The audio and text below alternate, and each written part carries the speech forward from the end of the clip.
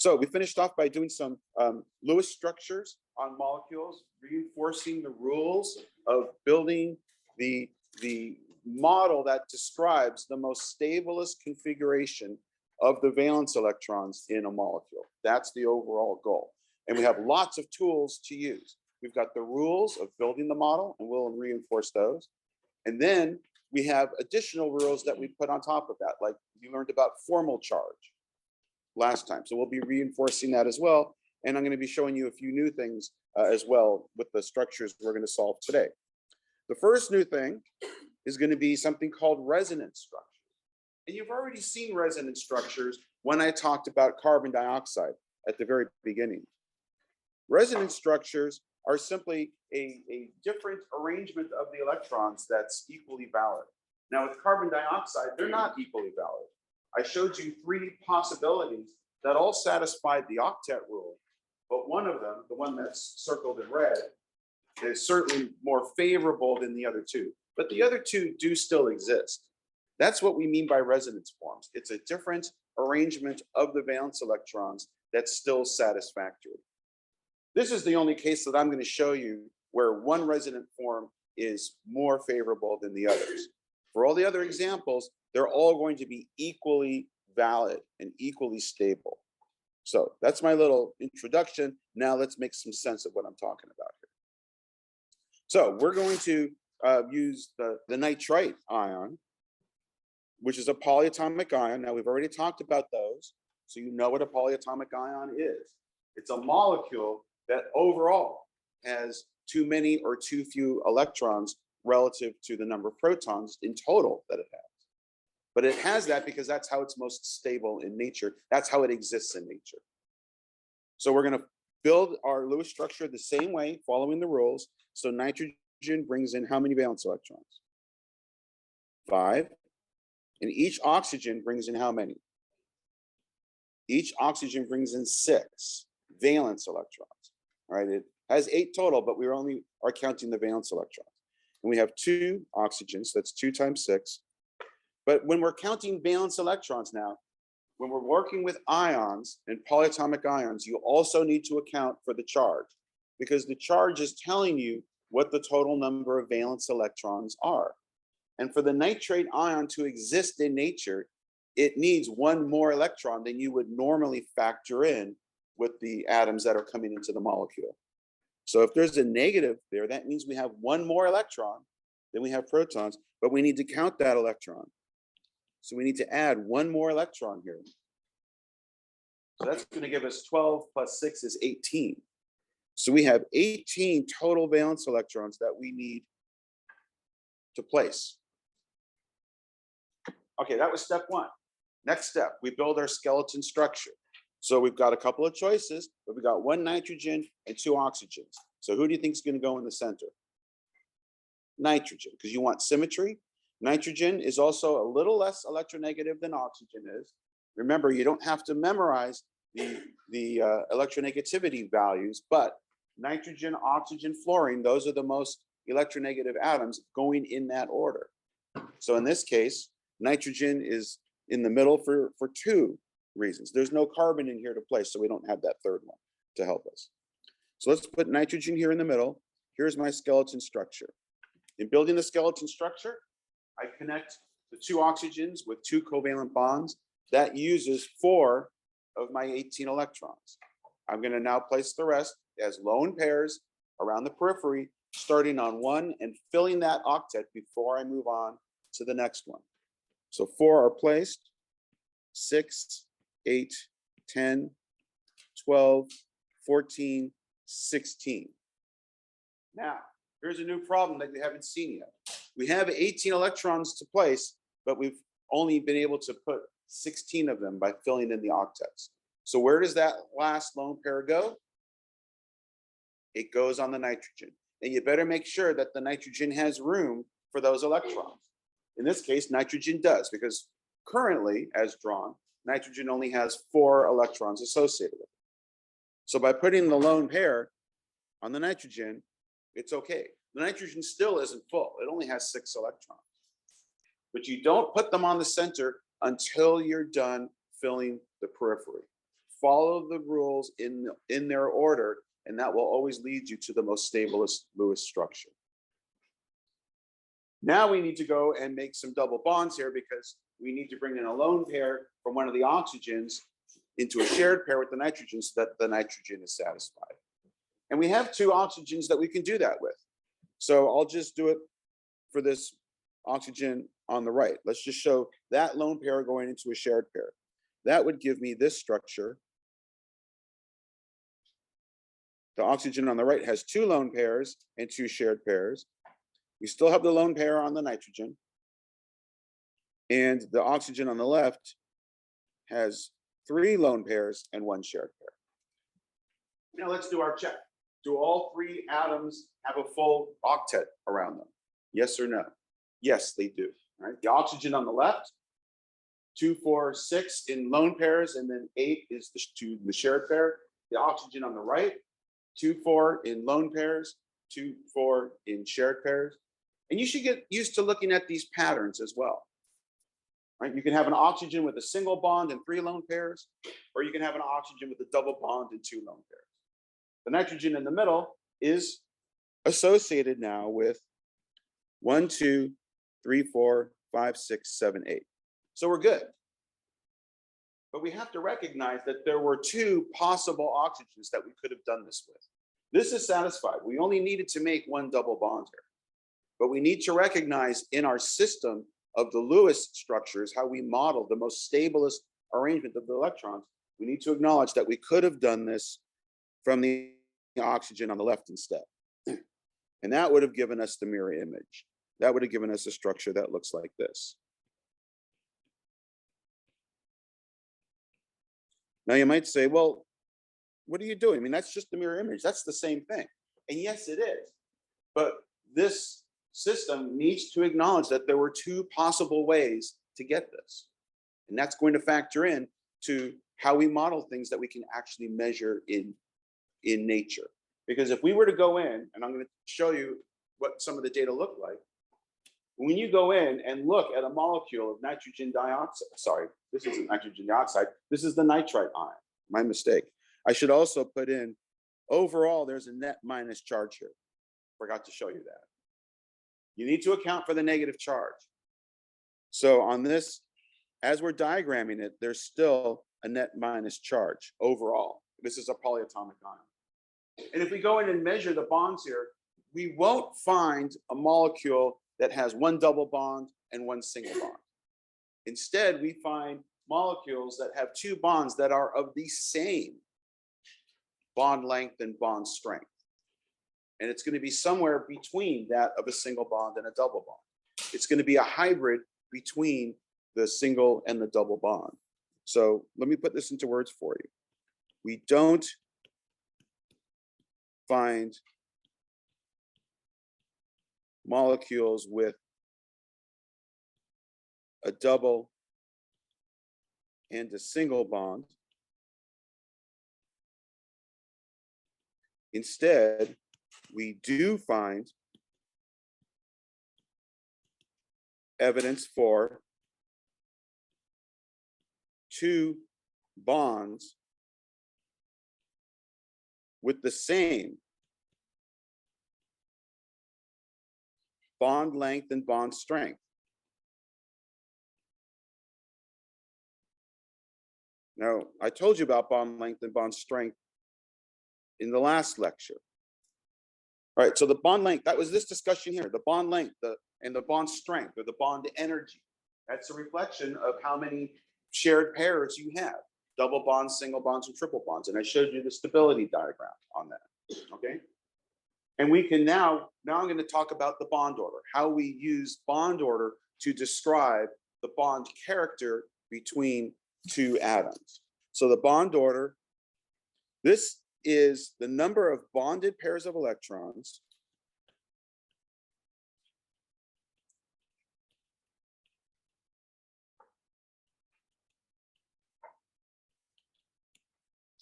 divided by the number of atom pairs.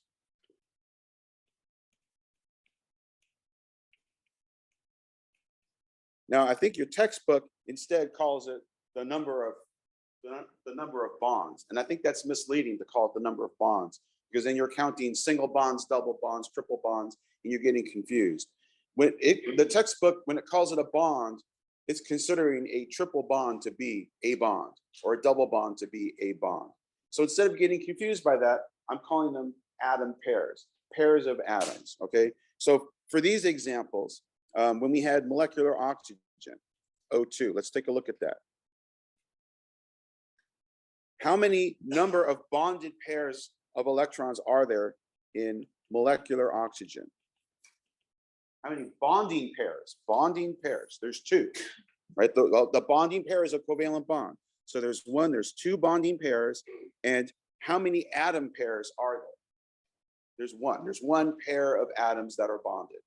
So 2 divided by 1. So we have a bond order of 2 for molecular oxygen. If we did it for the molecular nitrogen, we have 3 bonding pairs across 1 atom pair. So that has a bond order of 3. Okay. And that corresponds then with what we might measure for the bond distance and the bond energy that we might measure. Right? They go hand in hand. So it's pretty straightforward. If you're just doing one structure, the bond order is going to be the number of bonds that you see. If it's a double bond and there's only one way to do it, then the bond order is 2. If it's a triple bond and there's only one way to draw it, then your bond order is 3. So where keeping track of the bond order is useful is when you have resonance forms like this, because here the bond order now is going to be a little bit different. The bond order, we need to recognize that both of these structures are possible. And in fact, we show that by putting a double-headed arrow between the 2 resonance forms. And we're saying that the actual molecule, or in this case, polyatomic ion, exists in resonance that's a hybrid between these 2. Okay? It's a hybrid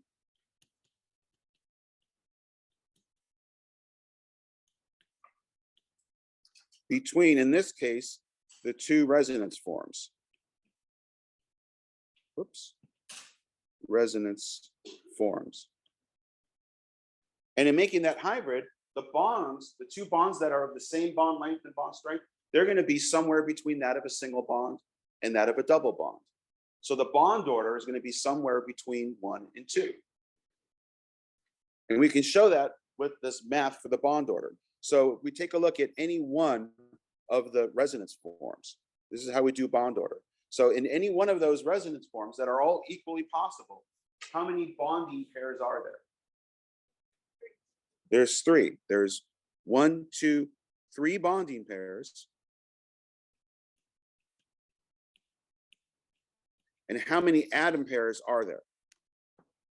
How many pairs of atoms are bonded? There's 2. Right? There's 2 pairs. Here's 1 pair, and there's the other pair. So we have 2 atom pairs.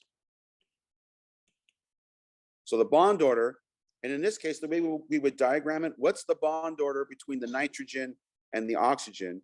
And we would draw it this way with a open square between the 2. Because we're not saying whether that's a single, double, or triple bond. We're not doing the dashes here. So the bond order here is going to be equal to 1.5.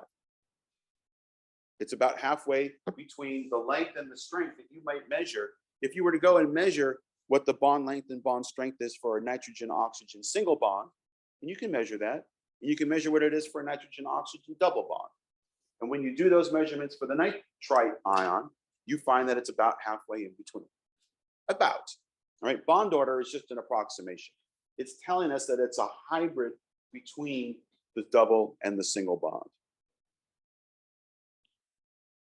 And with the Lewis structures, we diagram it by showing the 2 individual resonance forms with the double-headed arrow between the 2 of them.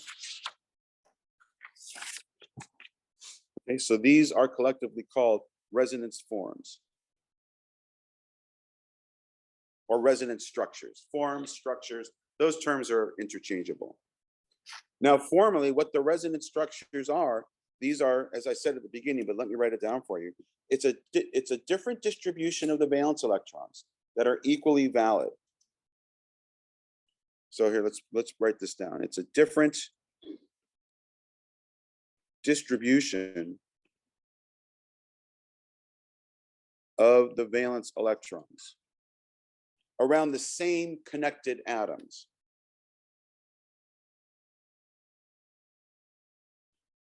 And that part is important as well. If we changed the connection between the atoms, then we're doing something else. It's called an isomer, which we're not talking about in this class, but many of you may have heard of isomers. Isomers are the same number of atoms, but they're connected differently. These are not isomers. These are resonance structures, and there's a big difference. In fact, here, let me just, in case you're interested, I don't want you to get confused. Isomers are the same atoms with different connections.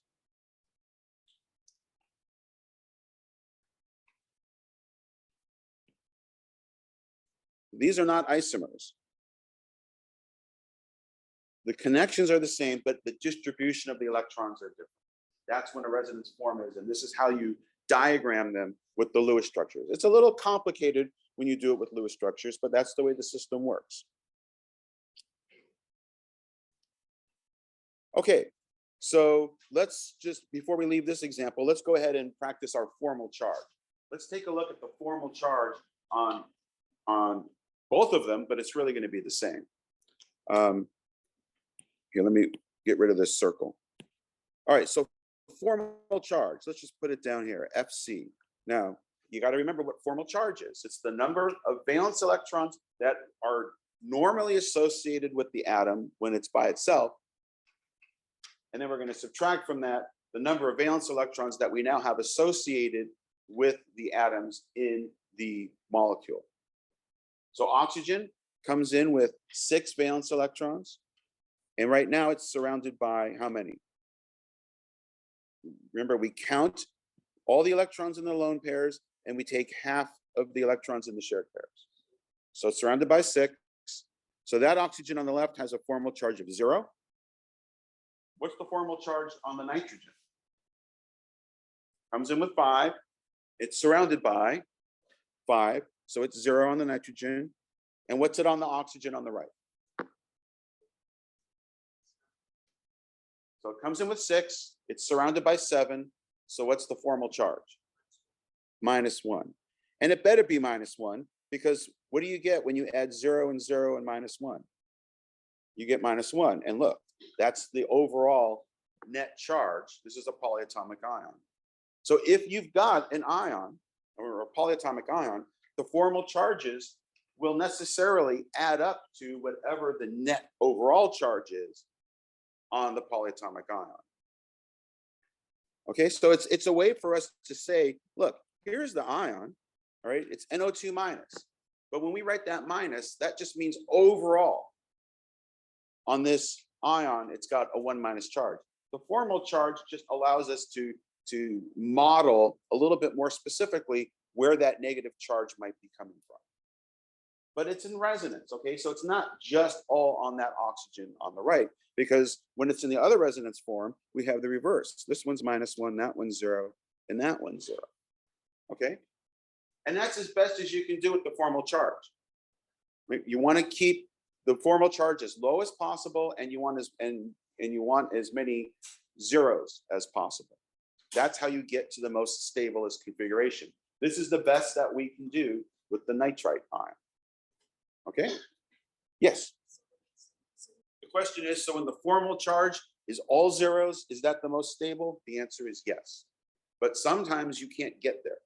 All right? So the goal is to try to get as close to all zeros as possible. So the second question was, because there's a single bond on one side and a double on the other, it's asymmetrical, and that might lead to it not being the most stable. Now, in this case, that's not exactly right, because again, the way we model it, it looks like there's a double bond on one side and a single bond on the other, so it's asymmetrical.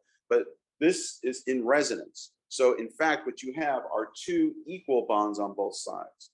So in fact, as drawn, you have to see that as drawn up this way, it actually is symmetrical. And what's the same on both sides is the hybrid bond. Hybrid between a single and a double is the same on both sides. So it is symmetrical in that sense. All right, let's go to the next example. Very similar. This is going to be ozone. Many of you have heard of ozone, but you might not have seen it. When we talk about oxygen in nature, we think of molecular oxygen, O2, but there is an allotrope of oxygen called O3 that exists in the upper stratosphere, and it protects us from ultraviolet radiation and other things. Let's go ahead and do the Lewis structure for ozone. Right? Oxygen brings in 6 valence electrons, and now we have 3 of them. So 3 times 6 is 18 valence electrons that we need to place. Our skeleton structure is pretty simple. Only one choice. This is going to look almost exactly the same as the nitrite polyatomic ion, except that there's no net charge. Because now we've got 3 oxygens instead of 1 oxygen and a nitrogen. So for it to exist, it doesn't need to have that extra electron because it's oxygen, it's not nitrogen. You'll see that. But the Lewis structure will be almost exactly the same, but let's go ahead and do it step by step. The skeleton places 4, 6, 8, 10, 12, 14, 16, and 18 goes on the center. The oxygen in the middle is not satisfied. So we're going to do that by taking a lone pair and making it a shared pair. We only need to do that one time to satisfy the oxygen, but we recognize that we could have done it from the oxygen on the left, or we do it from the oxygen on the right. Either way. So we're going to end up with the same resonance situation. We're going to have this, and we're going to have this. And I'm just going to put brackets around them. Now, there's no net charge to show, but I'm putting them in brackets so that I can have my double-headed arrow to show that both of these are equally valid. They both will exist. You don't have a double bond on one side and a single bond on the other. Instead, you have them in resonance, the exact same explanation that I showed before. If we were to calculate the bond order, we're going to have three shared pairs, or three bonding pairs, let's call them. Let's keep my terminology the same. 3 bonding pairs divided by 2 atom pairs. So the bond order is equal to 1.5. And now you can see that experimentally. So we can measure what the bond length and the bond, well, in this case, the bond length in picometers. Here's molecular oxygen with a double bond between the oxygens, and that's measured a bond length of 121 picometers. And if we measure the bond distance of a single bonded oxygen that we have, this is peroxide, H2O2, it measures to be 148 picometers. Okay, but what we measure in ozone is in between those two.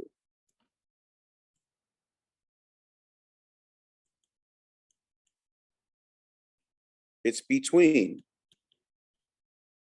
that of a single bond and that of a double bond. It's not exactly halfway though, okay? The bond order that we calculate is 1.5, but the actual measurement isn't halfway between. There's other things at play here, okay? The bond order is just an approximation.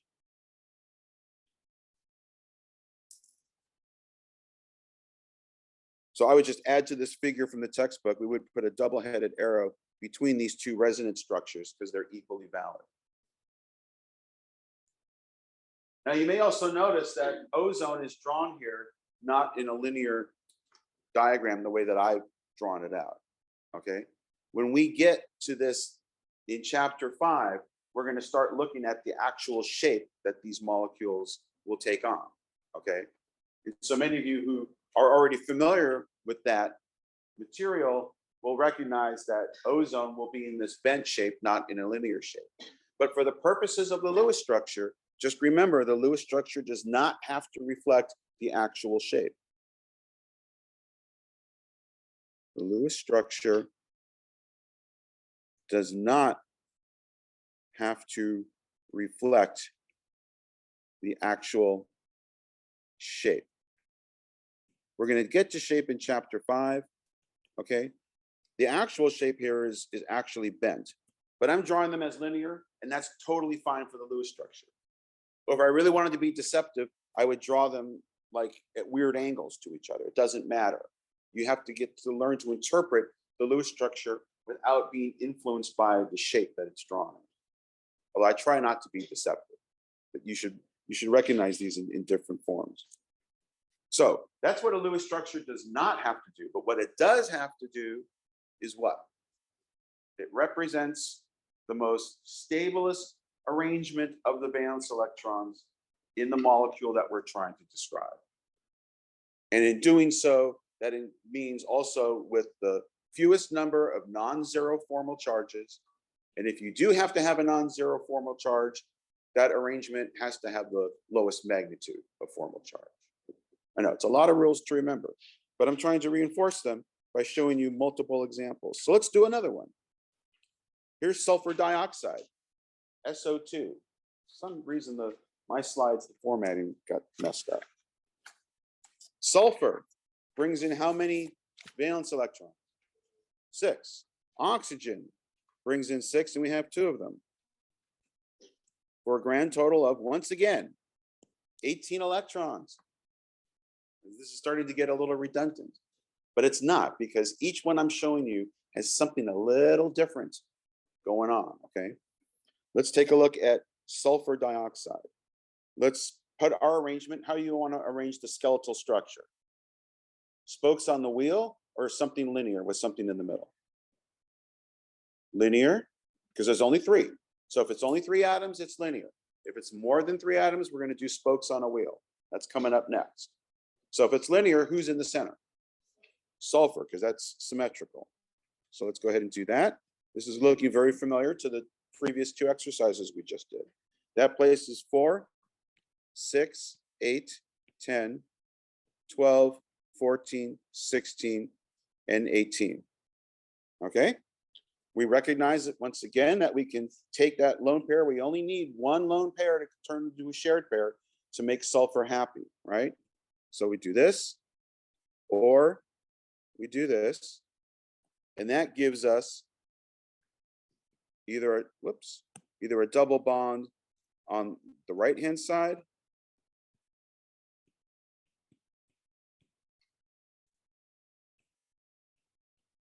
and that'll be in resonance with the double bond from the oxygen on the right-hand side.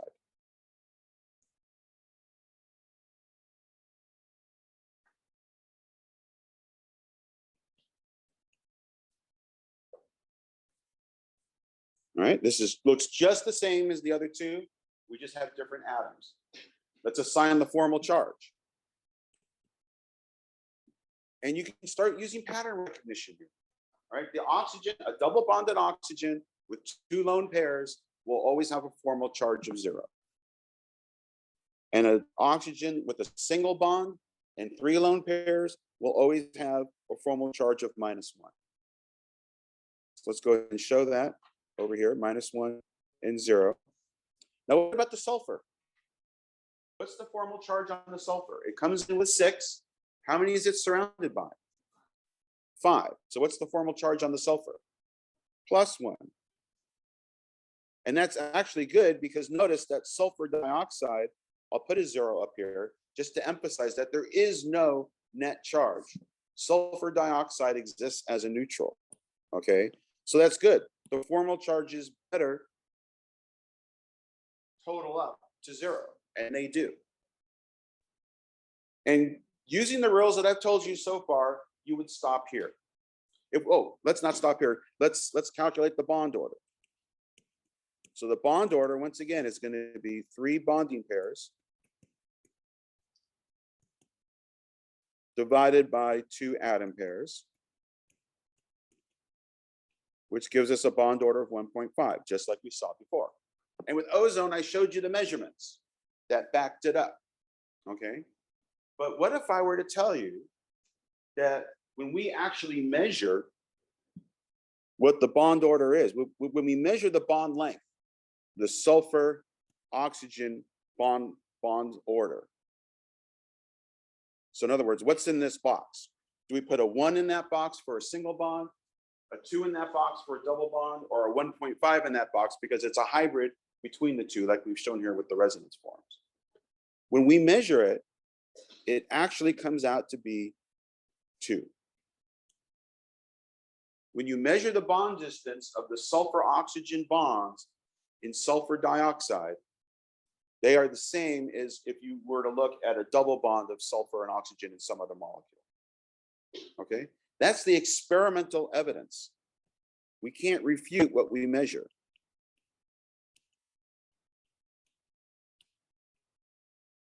So experimentally, we're seeing double bonds. Double bonds only. That's sulfur, oxygen, double bonds only. How can we do that with this structure? Well, using the Lewis model. Well, let's diagram it and at least see. We do have some electrons to do this with. We've got extra lone pairs. We can make, there is, well, let's just keep doing this. Let's just make double bonds. Let's use the Lewis system and see if we can get it to look like double bonds on both sides of the sulfur. And we certainly can do that if we just take any of these Lewis structures and just take another lone pair and turn it into a shared pair. Instead of stopping at the resonance forms, let's just go ahead and make it. That would give us something that looks like this. Okay, now let's make sure that I didn't do anything funny here. Let's count all of our electrons and make sure we still have 18. I got 1, 2, 3, 4, 5, 6, 7, 8, 9, 10, 11, 12, 13, 14, 15, 16, 17, 18. All right, so I still have 18 electrons. I've just moved them in a slightly different configuration to make us the 2 double bonds that we experimentally have evidence for. But what does that do to the sulfur? What's wrong with this? It has too many electrons. I've exceeded the octet rule. I've given sulfur 10 electrons. So you might say, wait a minute, there's the octet rule. I can't break the octet rule. Shh, we're gonna break the octet rule, okay? Let's take a look at the formal charge of this. Pattern recognition. Oxygens, 2 double bonds and 2 lone pairs, has a formal charge of 0. What's that formal charge on sulfur? It's 0. So look at this.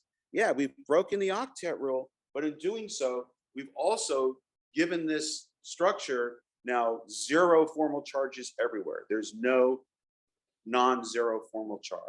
And that's good. Okay. So in doing this, though, we've conveniently broken our octet rule.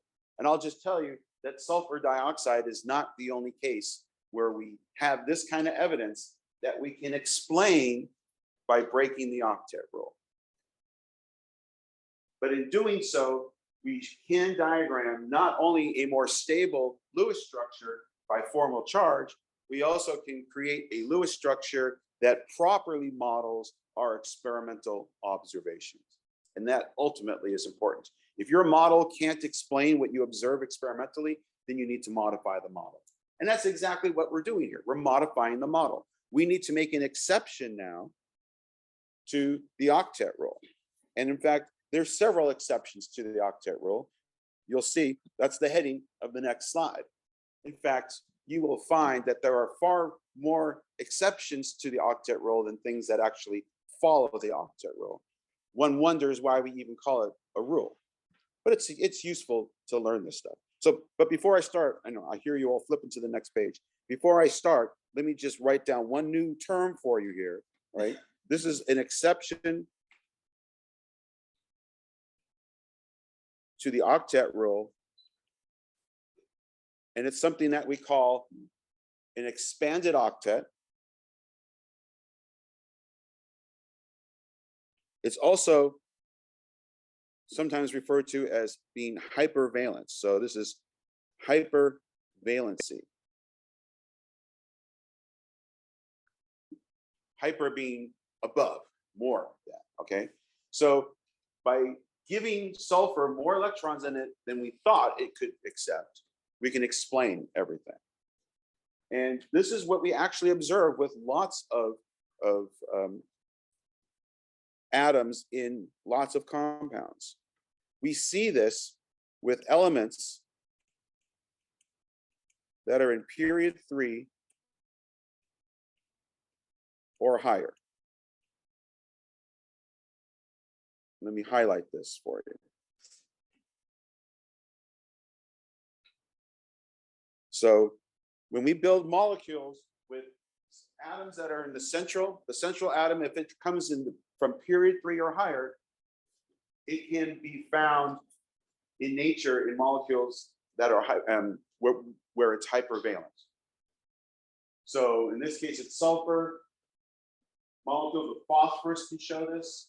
Selenium, arsenic in the center. These can all be found to be hypervalent in some compounds in nature.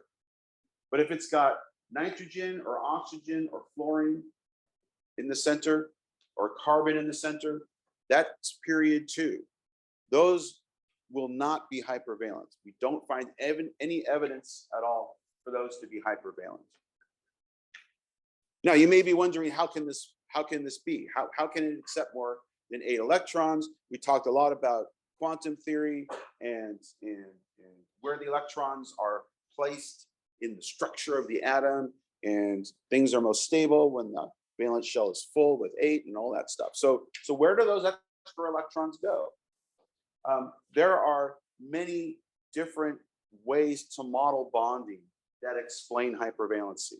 And none of the models for hypervalency are necessarily all perfect, okay? For those of you who are going to continue along to organic chemistry and physical chemistry in your education, you are going to be learning about additional bonding theories of how bonds are. We're going to cover one bonding theory in chapter 5, all right? But there's other ones that you will learn later on from this class that also will explain how hypervalency can happen. But I'm going to use the example that this student mentioned, d orbitals, because that is something that somewhat explains how this can happen in a way that you're already familiar with. Because if you go back to chapter 3, okay, in quantum theory, what does an element in period 3 or higher have that an element in period 2 doesn't have as far as the orbitals go? Think back, journey back with me now to quantum theory. At n equals 2, you have the s sublevel and the p sublevel. At n equals 3, you have the s sublevel, the p sublevel, and the d sublevel. Look at all those transition metals, all right? Those all have electrons in the 3d sublevel, okay? So in fact, at n equals 3, there is room for more electrons in the d orbitals. But if you're in n equals 2, if you're carbon, nitrogen, oxygen, once you've got 8, that's it. N equals 2 is full, and unfortunately, you can't cram any more electrons into it, okay? But at n equals 3, in theory, you can, right? We have the d orbitals. So it turns out that the experimental evidence is much more in favor of the other models' explanations, that you don't know about those models. And it's not worth it to go into those models now just to explain hypervalency to you. So we're going to use the idea of d orbitals, that they're available to be filled, even though it's not actually strongly supported by the evidence anymore. But it's a useful way for you in Gen Chem 1 to think about, how can it be that we can make an arrangement where the central atom shows hypervalency? And in fact, when we do make experimental measurements, we find that the only elements that can exhibit hypervalency come from period 3 or higher, okay? So that's your big exception. Most of the things that break the octet rule break it for this reason: hypervalency.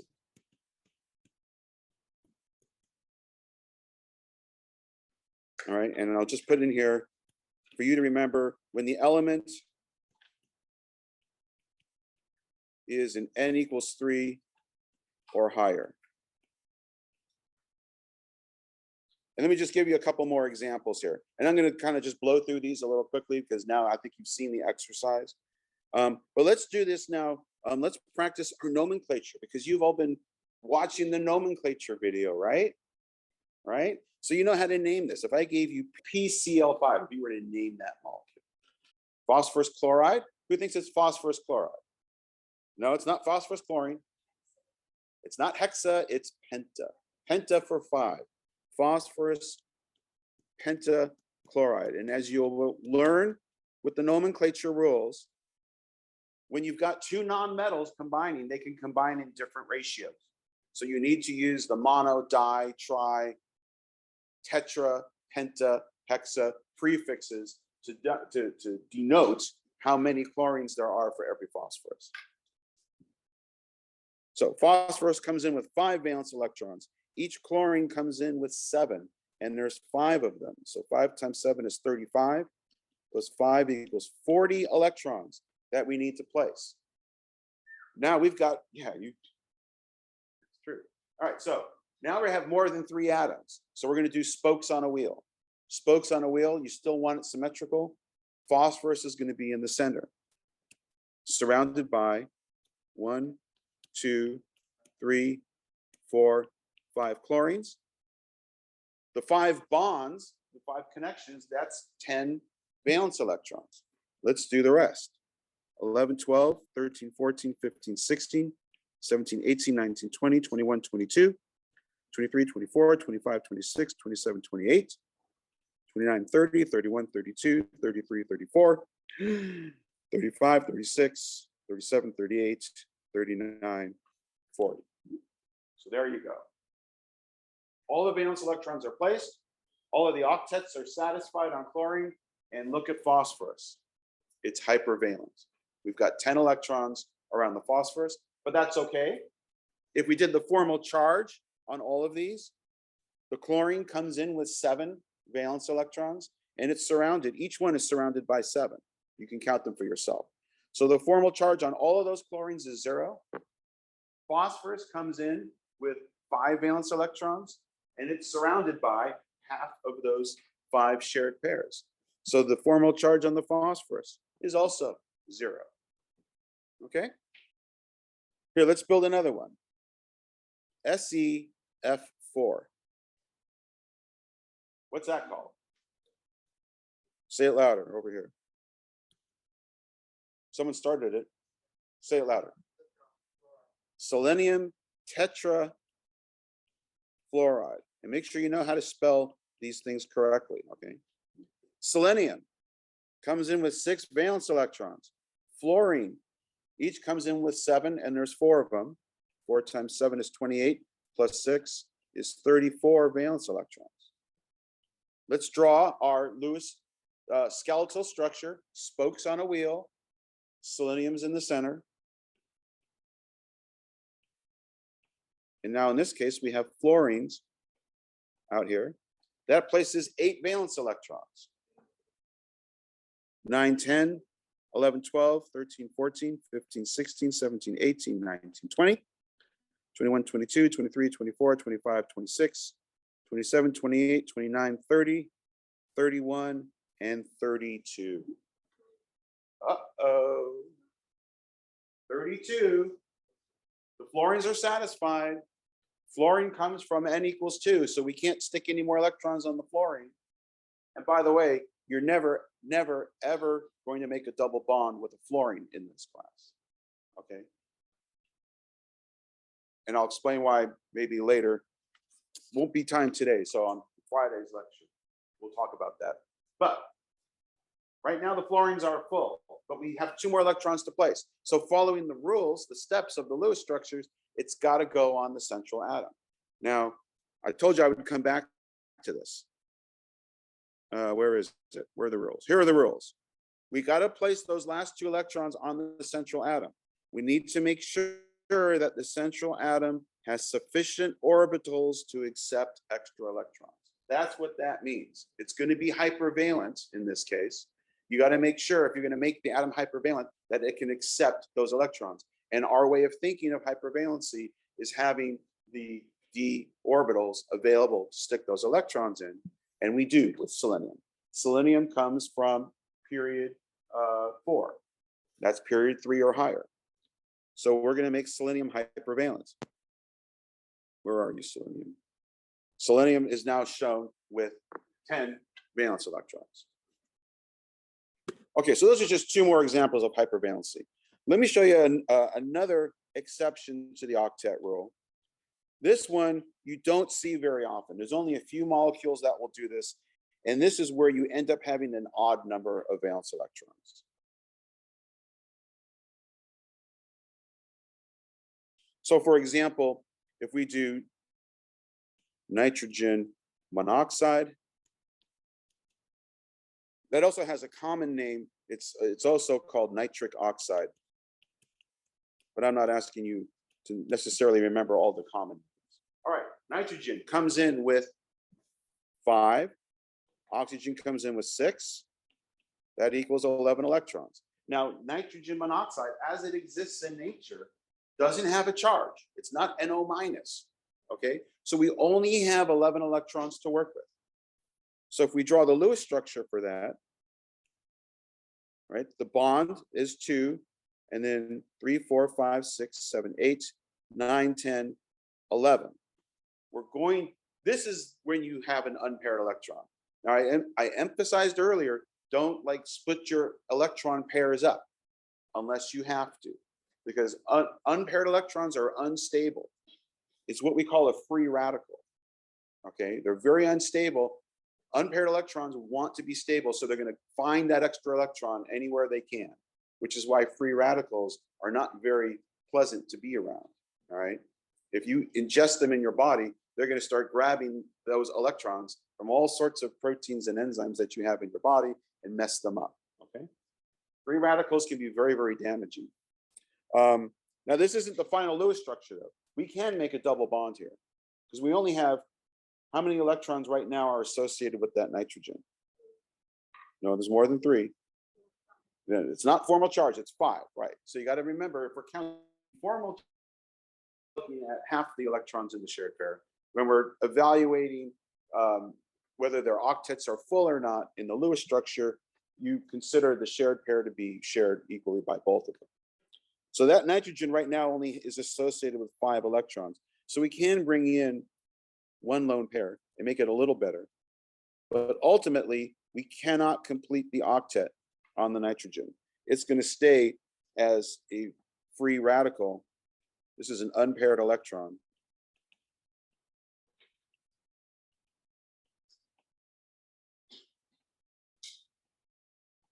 And a few molecules will do this and still be stable enough in nature.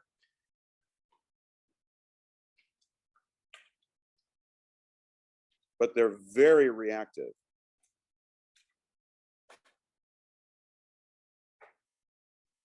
Which means that they're very dangerous to you. All right, so the third exception, or the last exception to the octet rule that I wanted to tell you about was sometimes on a few compounds, especially if they have something like beryllium or boron in it, you're going to find that you cannot complete the octet. But still, these molecules are found in nature, so they are stable. If they're not stable, you're not going to find them in nature. Okay, so there's a few. So I'll just say some that have some elements in n equals 2, such as boron or beryllium, are going to have what we call an incomplete octet.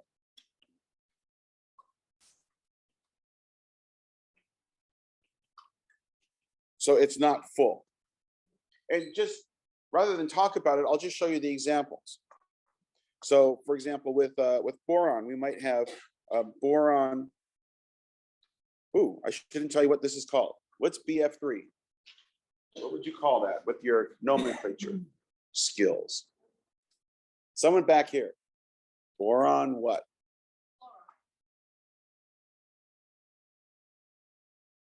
Okay, so let's count our valence electrons. Boron brings in how many? 3.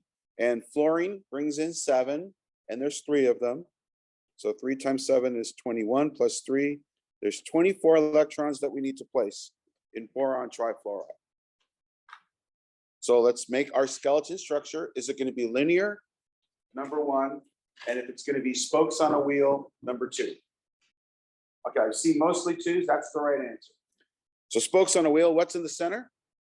Boron, because we want this to be symmetrical.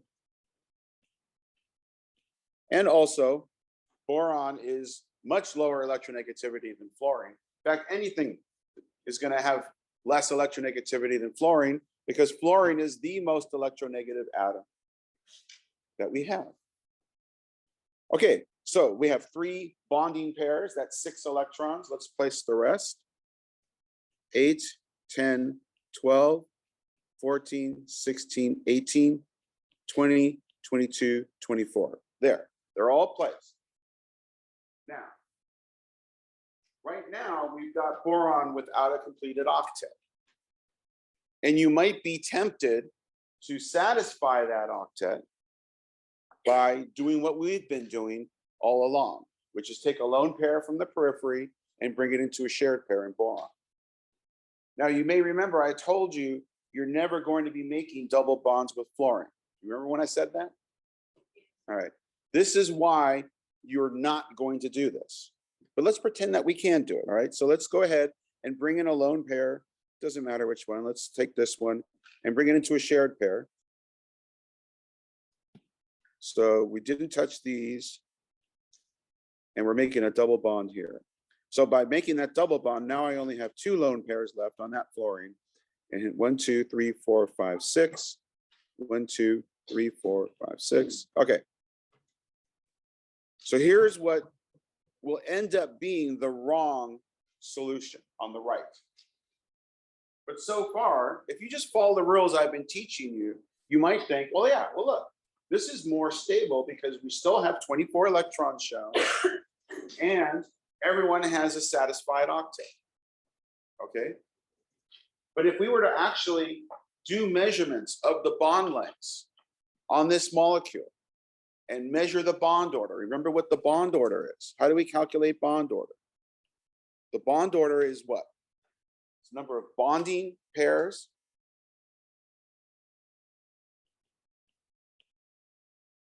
divided by the number of atom pairs. So for the structure on the left, what would the bonding order be? We've got 1, 2, 3 bonding pairs, right? Those are the shared pairs.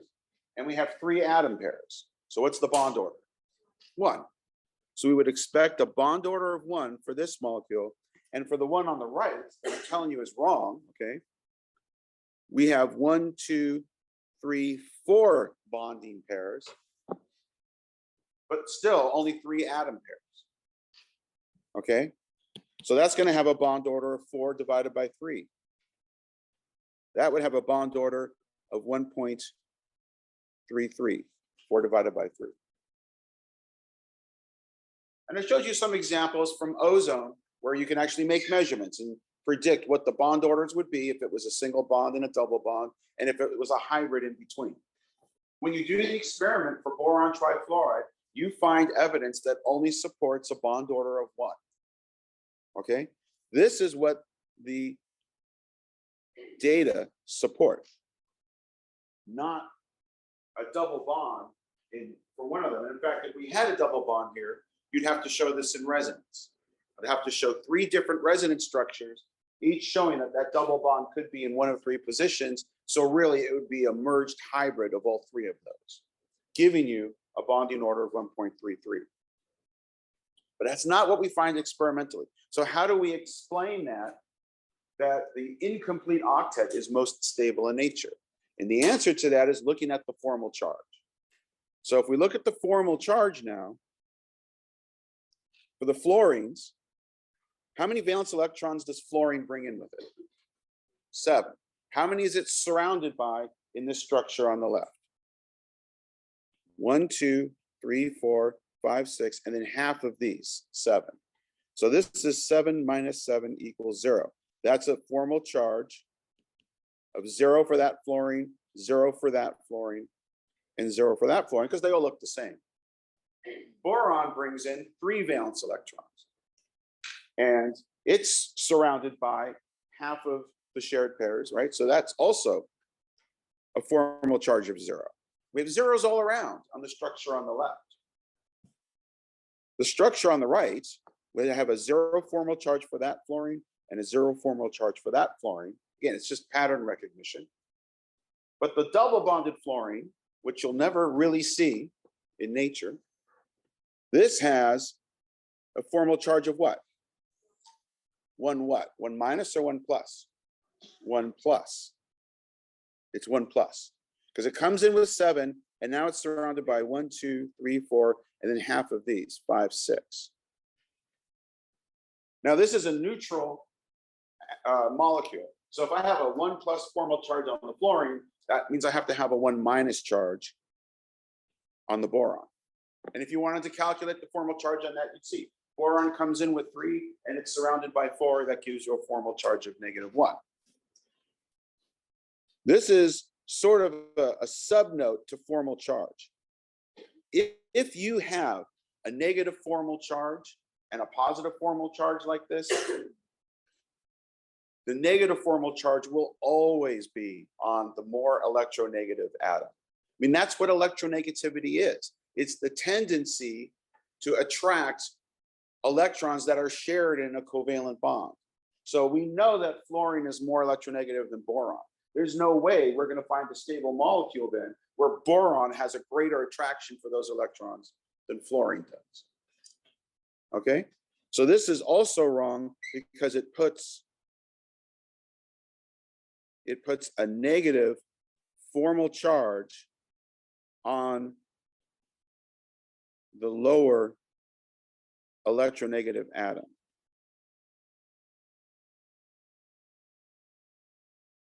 Now, there's other molecules where you might see a formal charge on an electronegative atom, a positive formal charge.